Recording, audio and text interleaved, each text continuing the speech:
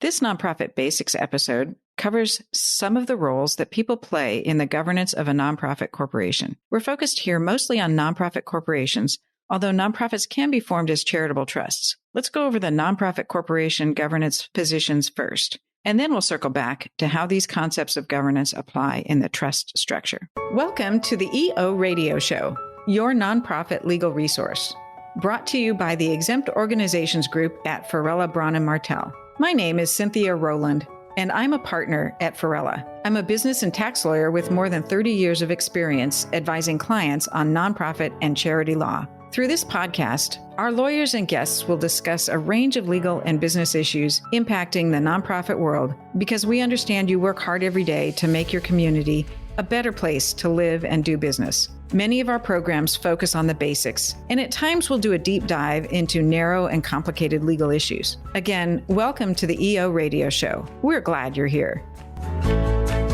Unlike regular corporations, where the shareholders call the shots, in a nonprofit corporation, there are no shareholders, no owners who get to appoint the directors. Instead, the ultimate decisions about who serves on the governing body are made either by members, or in some cases by designators, or by the directors themselves, the latter structure being what is referred to as a self-perpetuating board. So when thinking about the governance structure for a new nonprofit, one of the first questions is who will choose the successor directors and control the organization. Sometimes the organization is best governed by having one or more persons who have the responsibility just to name the directors. We call those roles either designator entities, or in some cases, we call them members. The difference depends on the rights that the designating person should have, needs to have, or wants to have. When it is important for individuals to have the right to be involved in certain key organizational decision-making, such as liquidation or termination of the organization, sale of all or substantially all of its assets, merger, or similar key decisions, it is often in the interest of the organization to actually have a voting member class. In most states, the nonprofit corporation law gives these kinds of members statutory rights that cannot easily be modified without their consent. Sometimes these member rights can become a real impediment, though, to making changes in the governance that might be needed. For example, member meetings are required, and there are specific rules that cover notice of the meetings, quorum requirements, proxy voting, and even specific notice requirements that must be included in a member meeting notice. So you can see that managing a membership nonprofit corporation requires a lot of attention to the details of obtaining member consent and approval to certain actions. I generally recommend avoiding a membership structure unless it's absolutely essential in order to attract the supporters, whether financial or volunteer, and attracting those individuals requires voting member benefits. That's rarely a fundamental need for a charity or a foundation. A somewhat similar structure that's much easier to manage than a formal voting membership, but that has some of the benefits of that membership structure, is to use a designator feature instead. A designator can be built into the bylaws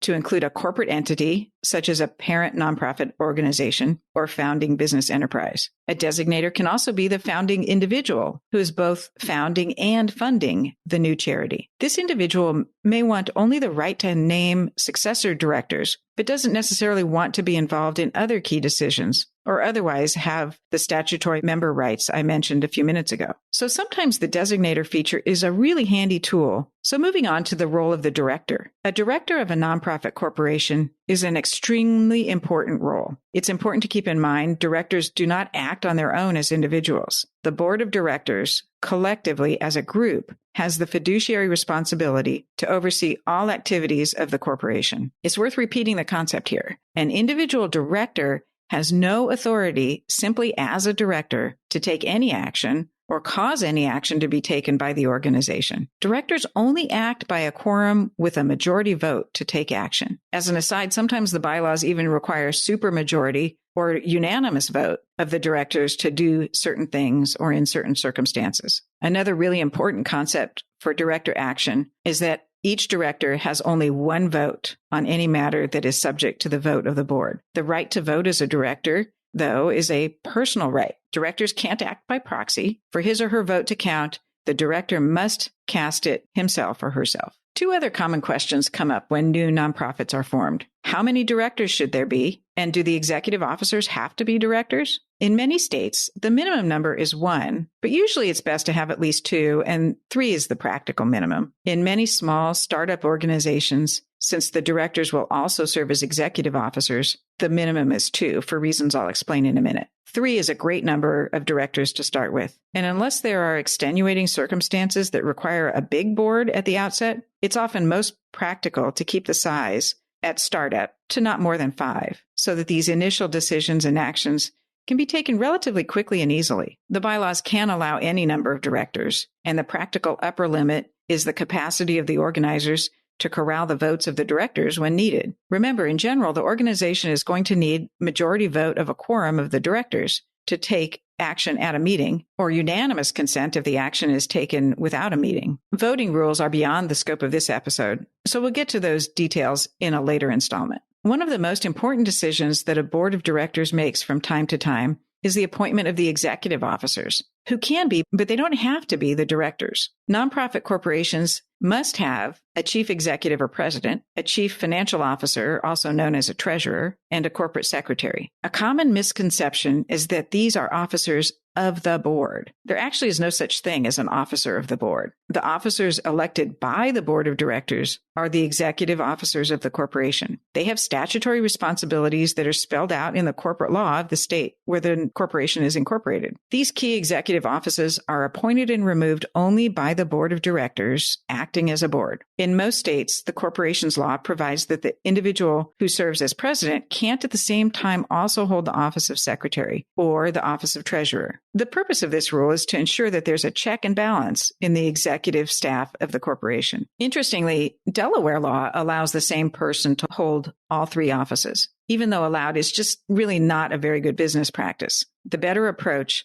is to have at least 2 executive officers, if for no other reason than to make sure that if one of them isn't available to carry out a key function, there will be a backup plan. The executive officers are the doers in the day-to-day life of the organization. The board delegates to them the authority to do all the things necessary to run the show. So back to charitable trusts for a moment. As I mentioned in episode 1, which discussed choice of form for a nonprofit, charities and foundations can be formed by a declaration of trust, and they don't file articles of incorporation in any state. They don't typically have bylaws, and they rarely appoint officers. A charitable trust is governed by one or more trustees. These trustees have fiduciary duties with respect to the charitable assets and the charitable activities. Trustees have all the authority that is given to them in the document, which is known as the Declaration of Trust. Unlike entities formed as corporations, there aren't any default statutory provisions in the corporation's code of the state where the trust is established. Instead, the trustees act in the manner that's provided in the Declaration of Trust document. Sometimes there's only one trustee, and that trustee has the authority to act on his or her own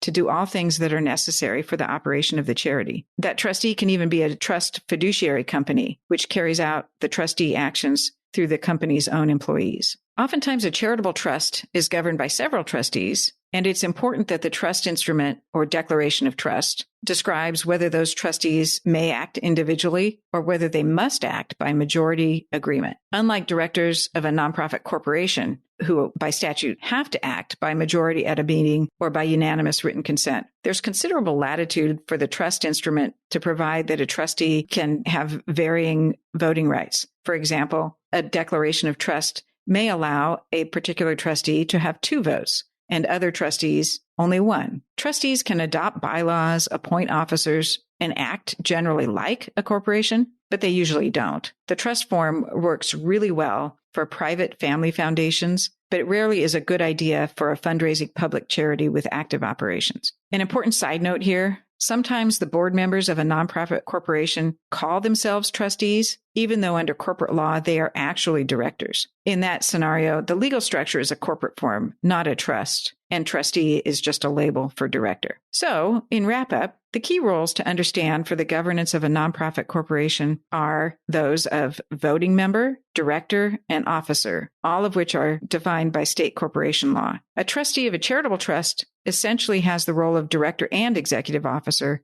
unless the duties are otherwise limited in the Declaration of Trust. Take a look at the show notes for more resources and additional information. Well, that's it for today. I'm Cynthia Rowland, and you've been listening to the EO Radio Show, your nonprofit legal resource. Brought to you by the Nonprofit and Exempt Organizations Group at Farella Braun Martel. If you have suggestions for topics you would like for us to discuss, please email us at eoradioshow@fbm.com. That's eoradioshow@fbm.com. Thank you for joining us, and until next time, make a difference.